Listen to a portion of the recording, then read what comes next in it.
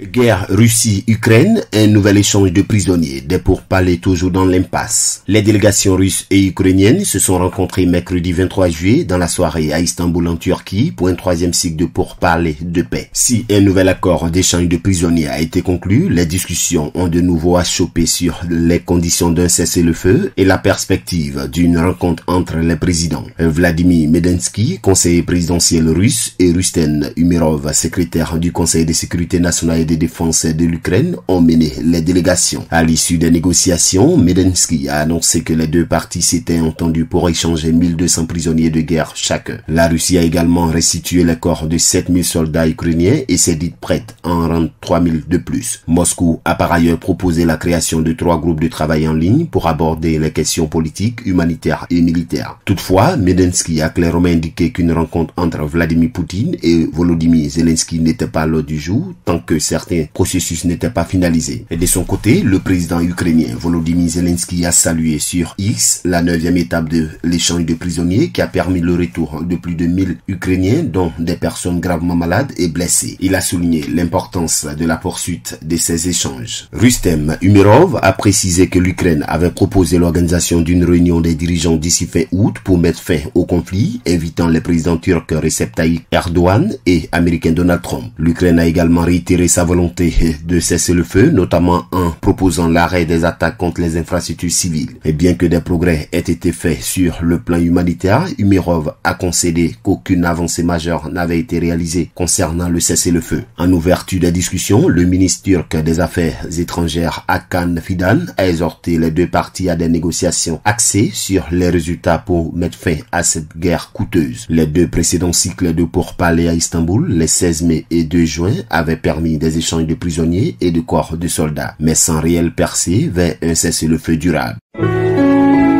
APRA, Agence Presse Radio et Audio.